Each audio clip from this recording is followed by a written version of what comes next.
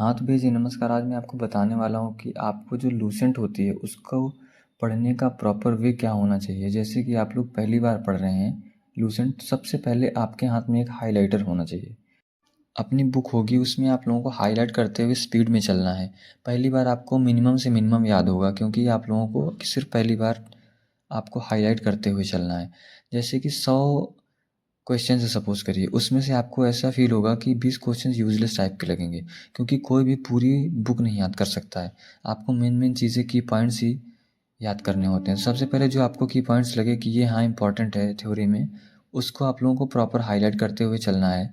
इसलिए क्योंकि पहली बार आप लोगों को थोड़ा टाइम लग सकता है, क्योंकि जैसे पूरा पेज है उसमें से आप लोगों को आधे पेज की वैल्यू के बराबर ही आपको हाईलाइट करना है, जो आपको मेन लगता है कि इसके आने के चांसेस हैं। तो आप लोगों को पहली बार सिर्फ हाईलाइट करते हुए चलना है, और जब आप लोग दूसरी बार पढ़ेंगे तो आप लोगों को जो हाईलाइट किया पहली बार सिर्फ आपको वही पढ़ना होगा। इससे आपका जो टाइम है वो भी बचेगा, और इससे आपको ये भी पता चलेगा कि हाँ हम लोगों ने इम्पॉर्टेंट चीज़ ही पढ़ी है। सिर्फ जो फालतू की चीज़ थी उसको आप लोगों ने हाथ भी नहीं लगाया है।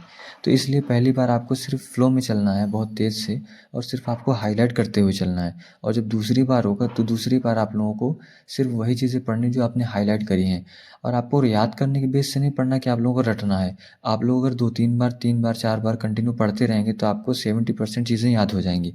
और आपको पढ़ना है तो आपको समझ के, आपको इमेजिन करके पढ़ना है, ऐसे नहीं पढ़ना कि हाँ रटना है। इस वजह से आपको 2-4 दिन में भूल जाएगा अगर आप रटेंगे तो। लेकिन आप लोगों को समझ के पढ़ना है, तो समझ के पढ़ेंगे तो आप लोगों को काफ़ी दिन तक याद रहेगा।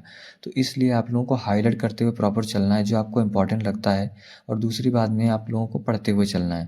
तो यही प्रॉपर तरीका होता है किसी भी बुक को पढ़ने का।